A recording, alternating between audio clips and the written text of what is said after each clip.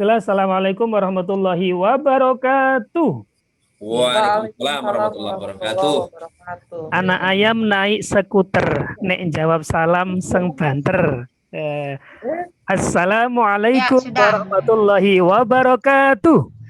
Waalaikumsalam warahmatullahi Waalaikumsalam wabarakatuh. warahmatullahi wabarakatuh. Apa kurang banter? Anak ayam naik gerobak, nek jawab salam seng kompak. Iya. Assalamualaikum warahmatullahi terus. wabarakatuh. Waalaikumsalam warahmatullahi Wabarakatuh. wabarakatuh. Pokoknya waktunya habis untuk salam terus. Anak ayam. Oke. Sampai selesai. Bapak Ibu yang saya muliakan, mohon izin untuk mempresentasikan terkait dengan kerangka dasar kurikulum sekolah penggerak, gitu kan ya. Secara sistematika seharusnya ini tadi yang seharusnya disampaikan dahulu, baru di bawahnya itu Pak Ali profil pelajar Pancasila, baru kemudian di bawahnya adalah tentang struktur dan muatan kurikulum sekolah penggerak seperti itu. Oke. Melanjutkan materi dari Bu Rubiastuti, bahwasanya kita itu harus melek digital. Oke, semuanya pegang HP kan ya? Oke, Pak Ali pegang HP kan? Oke. Saya pengen minta bantuan kepada Pak Ali atau Bu Fitri, silakan browsing, memanfaatkan alat digitalnya, gadgetnya, tolong searching sebenarnya pengertian kurikulum itu apa sih menurut Undang-Undang Dasar Sistem Pendidikan kita tahun 2023? Ya. Oke, silakan Pak Ali, minta tolong Pak Ali, silakan. Oke. Kurikulum? Ya, pengertian kurikulum itu apa sih gitu kan ya? Tidak ada suara, Pak. Cek. Bu Fitri, apakah suara saya terdengar? Iya Pak, terdengar Pak. Jelas. Oh, berarti Pak Ali nih. Pak Ali gambarnya nggak goyang-goyang, kayaknya sinyalnya lagi bermasalah ini. Iya, Kayak patung Pak Ali ini. Sudah ketemu? Oke. Sudah, Baik. sudah. Ya. Sudah hidup lampunya Bu Ruby. Oke. Bagaimana Bu Fitri ketemu pengertian kurikulum menurut Undang-Undang Sisdiknas tahun 2003, mohon maaf. Oke. 20 ya Pak ya? Iya Pak, Ya. sudah Pak. Silahkan, tolong dibacakan Bu Fitri. Baik Pak. Ya.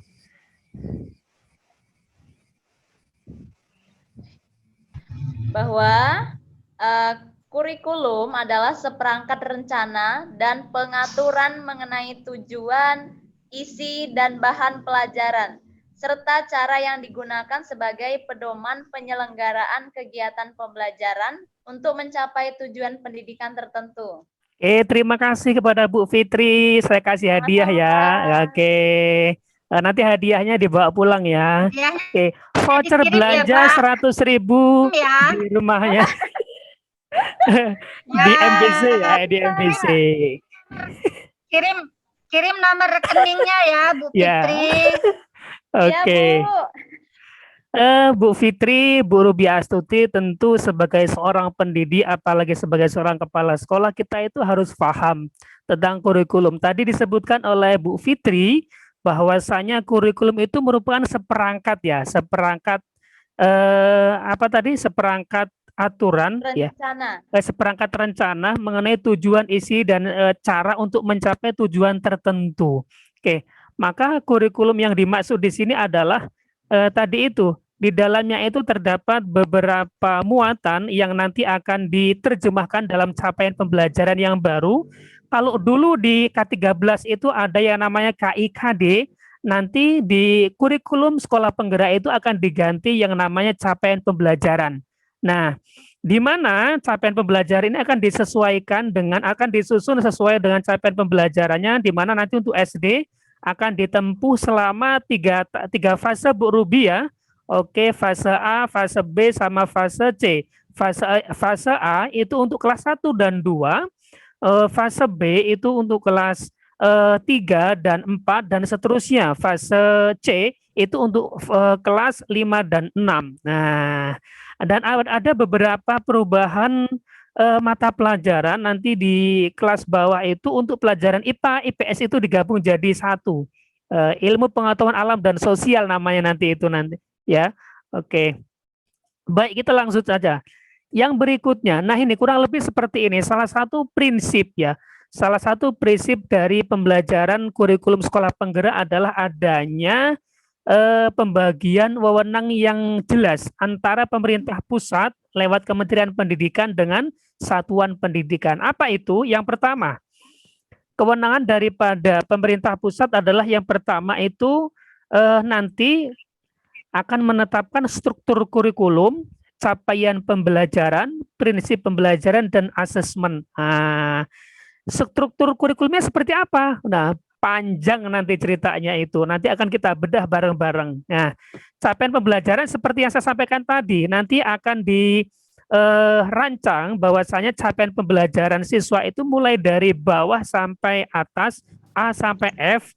F itu paling akhir nanti di tingkat SMA. Nah, jadi dirancang 2 sampai 3 tahun. Nah, seperti itu. Nah, namun pemerintah juga ketika menyusun kurikulum itu kerangka dasarnya yang terdiri dari struktur kurikulum, capaian pembelajaran, prinsip pembelajaran, dan asesmen itu merujuk kepada yang pertama adalah tujuan pendidikan nasional. Nah, oke. Karena sekarang lagi booming gadget. Nah, saya minta tolong kepada Bapak Ibu semuanya, silakan digunakan gadgetnya kembali. Silakan dibuka, tolong cari, tanya sama Mbah Google tujuan pendidikan nasional kita itu apa toh? Nah, menurut lagi-lagi menurut Undang-Undang Sisdiknas tahun 2003. Silakan. Oke. Ini ada hubungannya dengan profil pelajar Pancasila. Oke. Bagaimana Pak Ali? Adakah sinyal di situ? Saya baru dapat lagi nih. Silakan Bu Rupiah dulu. Apa tadi pertanyaannya? Iya, Bu Ruby. Iya, ini hilang Ya. ini loh. Oh, Bu Fitri lagi berarti ini. Biasanya Siapa? guru-guru milenial ini yang terampil menggunakan gadget ini kayaknya. Silakan Bu Fitri. Sudah ketemu Bu Fitri? Sudah Pak, insya Allah tujuan pendidikan ya Pak ya. Iya, betul sekali. Tujuan pendidikan pendidikan nasional adalah untuk mengembangkan potensi peserta didik agar menjadi manusia yang beriman dan bertakwa kepada Tuhan Yang Maha Esa. Stop Bu Fitri. mulia. Nah, itu di garis bawah ya. Ya, Oke. garis bawah Ini ya, kalau Pak, kita ya. hubungkan dengan profil pelajar Pancasila, ini sama dengan profil yang keberapa? Yang pertama. Pak. Iya, makanya di dalam kerangka kurikulum ini merujuk kepada tujuan pendidikan nasional di mana di dalamnya itu yang pertama adalah yang ingin dicapai oleh negara kita adalah bahwasanya kurikulum ini tujuan daripada diselenggarakannya pendidikan ini adalah untuk mengembangkan potensi ya. Karena setiap siswa, setiap peserta didik itu memiliki potensi. Ya, jadi tidak benar ketika ada murid yang mohon maaf dalam tanda kutip yang menurut orang sebelah itu GOBLK seperti itu nggak boleh ya. Jadi masing-masing punya potensi sesuai dengan takarannya masing-masing, sesuai yang diberikan oleh Tuhan Yang Maha Esa. Maka tugas seorang guru dalam hal ini adalah satuan pendidikan adalah mengembangkan potensi tadi. Untuk apa? Untuk menjadi peserta didik yang beriman, bertakwa kepada Tuhan Yang Maha Esa. Selanjutnya Bu Fitri, silakan. Tujuannya apa lagi? Baik Pak, lanjut ya Pak ya. Tadi Ya. sampai bertakwa kepada Tuhan Yang Maha Esa, berakhlak mulia, Iya. sehat, berilmu, cakap, kreatif, mandiri, dan menjadi warga negara yang demokratis serta bertanggung jawab. Terima kasih untuk Bu Fitri Hastika dari SMP Sama-sama, Muat, luar Pak. biasa. Pak Ali ini kalau jadi guru saya naikkan gajinya tahun depan Pak Ali. Oke. Alhamdulillah Pak. Baik Bapak Ibu, selain itu, selain kepada tujuan pendidikan nasional dan profil pelajar Pancasila, juga di dalam menentukan kerangka dasar kurikulum, pemerintah itu mengacu kepada standar 8 nasional pendidikan. Bapak Ibu masih ingat standar nasional 8 kita? Pak Ali, tolong sebutkan Pak Ali. 4 Standar saja. isi, standar proses, standar Ya. penilaian, standar sarana prasarana. Iya. Ya, apalagi Pak Ali? Nah, standar miliknya kepala sekolah. Nah, ini kalau ini yang ditampilkan ini milik guru ini. Yang tidak ada standar apa Pak Ali? Yang milik kepala sekolah. Standar Lagi ya. pengelolaan, sarpras, pembiayaan. Satunya apa Pak Ali? Pembiayaan. N, Sarpras, pembiayaan, ya, standar pendidik dan kompetensi pendidikan. iya. Standar Sudah ada itu standar Bu. standar Pendidik dan tenaga kependidikan. Nah, jadi itu. Jadi pemerintah di dalam menyusun kerangka dasar kurikulum tetap mengacu kepada yang pertama tujuan pendidikan nasional, yang kedua profil pelajar Pancasila, yang tadi sudah disebutkan, sudah dijelaskan dengan gamblang oleh Pak Ali, dan yang berikutnya adalah tetap merujuk kepada standar standar nasional pendidikan pusat yang berjumlah 8. Oke, Bapak Ibu, lalu yang menjadi kewenangan satuan pendidikan itu apa? Nah, kalau tadi yang sudah dijelaskan di atas itu kan kewenangan daripada pemerintah pusat lewat Kementerian Pendidikan Nasional. Nah, yang menjadi kewenangan sekolah, salah satu ciri kurikulum sekolah penggerak adalah adanya merdeka belajar. Maka di sini sekolah itu mempunyai peluang yang besar untuk merancang kurikulumnya sendiri. Makanya dan ini tentunya disesuaikan dengan kondisi daerahnya masing-masing. Nah, dan juga ditentukan atau disesuaikan dengan kekhasan sekolah masing-masing. Misal di SMP Muat itu kan banyak kekhasan ya yang tidak dimiliki oleh sekolah lain. Nah, ini salah satu bentuk otonomi pendidikan yang diberikan oleh pemerintah. Maka di sini akan tercipta suasana sekolah yang kompetitif, di mana masing-masing itu berlomba-lomba dalam kebaikan untuk meningkatkan kualitas. Nah, yang akan dikembangkan oleh sekolah itu apa aja? Yang pertama, visi dan misi satuan pendidikan. Oke, Pak Ali, mungkin masih ingat dengan visi pendidikan sekolahnya Pak Ali? Apa Pak Ali ya? Halo, Pak Ali. Terwujudnya peserta didik yang berakhlak mulia, unggul, dan Mantap. berprestasi. Wah, ini yang pertama ini ya. Setelah kata-kata unggul ini sesuai dengan profil pelajar Pancasila Pak Ali ya? Akhlak mulia dulu. Berakhlak mulia dulu, Oh, berakhlak mulia baru unggul ya? Berakhlak mulia, Masya Allah, unggul, iya, dan iya. berprestasi. Ya, ini berarti dimensi yang pertama sesuai dengan profil pelajar Pancasila. Jangan-jangan P3 ini nyontek sama Pak Ali ya?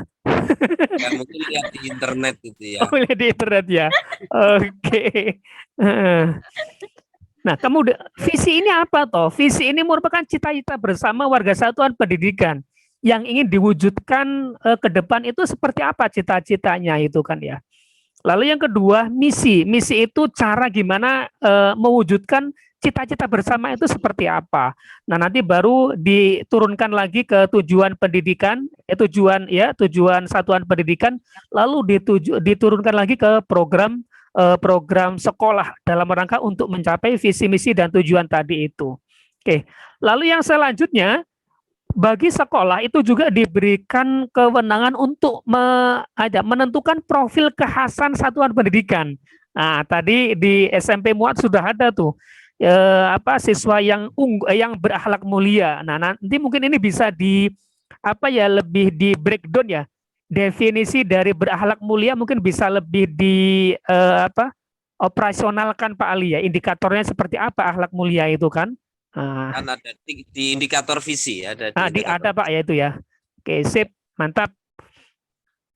Lalu yang berikutnya yang dikembangkan oleh sekolah adalah konteks dan kebijakan lokal. Ini tentunya menyesuaikan dengan kebijakan dari pemerintah daerah atau pemerintah kabupaten daerah seperti itu. Lalu yang berikutnya perangkat ajar yang dikembangkan secara mandiri. Nah, seperti yang kita pelajari kemarin, bahwasanya nanti guru diberikan keleluasaan untuk merancang program pembelajarannya itu seperti apa. Nah, karena ini lagi-lagi menyesuaikan dengan capaian pembelajaran siswanya masing-masing. Nah, karena di awal sudah ada nanti namanya asesmen diagnostik ya, untuk mendiagnosa siswa ini capaian pembelajarannya sampai fase apa, maka guru nanti akan merancang kira-kira model pembelajarannya seperti apa. Nah, seperti itu. Jadi ini beberapa penjelasan terkait dengan kerangka dasar daripada kurikulum sekolah penggerak. Oke, mungkin ini dari tadi saya terus yang ngomong. Dari penjelasan saya, mungkin ada yang Pak Ali dan Bu Ruby mau ditanggapi atau mau diklarifikasi, dipersilakan Pak Ali atau Bu Ruby. Oke, sebelum saya tutup. Ya, baik Pak Syarif. Tadi Bapak sudah menyampaikan bahwa tujuan pendidikan nasional itu kemudian ada profil Pancasila, ya, tujuan pendidikan nasional yang diterapkan oleh kemudian kerangka kurikulum yang ditetapkan oleh pemerintah pusat itu mengacu pada tujuan pendidikan nasional. Yang ingin saya tanyakan, apakah visi yang dirumuskan oleh sekolah itu apakah selalu ditinjau ulang setiap tahunnya atau dari tahun ke tahun cukup visi itu saja, atau nanti dengan adanya profil pelajar Pancasila, adanya sekolah penggerak ini, apakah visi itu nanti tidak akan berubah atau ditinjau ulang, dirubah yang mengacu pada sekolah penggerak atau profil pelajar Pancasila, Pak. Mohon ini masukannya, Pak, mungkin. Terima kasih Bu Ruby atas pertanyaannya. Mungkin nanti Pak Ali bisa menambah ya. Oke. Dari yang disusun atau dikembangkan oleh satuan pendidikan, tadi seperti yang disampaikan bahwasanya ada visi, misi, profil pelajar kekhasan satuan pendidikan, konteks dan kebijakan lokal, kurikulum operasional di satuan pendidikan, perangkat ajar yang dikembangkan secara mandiri, itu mereviewnya atau peninjauannya itu berbeda-beda. Ada yang setiap 1 pekan, ada yang setiap 1 semester, dan ada yang setiap itu 4 tahun sekali ya, sesuai dengan RKJM-nya. Nah, yang paling lama itu visi dan misi ini biasanya dia itu ditinjau selama kurang lebih 3-4 tahun sekali. Nah, karena ini merupakan visi panjang ya, biasanya kan tercantum di visi itu ya, di satuan pendidikan. Visi itu akan dicapai pada tahun berapa. Nah, ini kalau di RKJM itu kan biasanya 3 atau sampai 4 tahun sekali. Dan ini sesuai dengan apa? Arahan daripada kurikulum sekolah penggerak, bahwasanya untuk visi dan misi itu peninjauan dilakukan selama 3-4 tahun sekali. Dan untuk yang ditinjau selama setiap pekan itu terkait dengan perangkat ajar. Nah, perangkat ajar nanti akan ditinjau ulang sesuai dengan hasil analisis yang formatif ya. Ya, jadi ada analisis diagnosis di awal, nanti di tengah itu ada analisis formatif, nanti di akhir itu ada analisis sumatif seperti itu.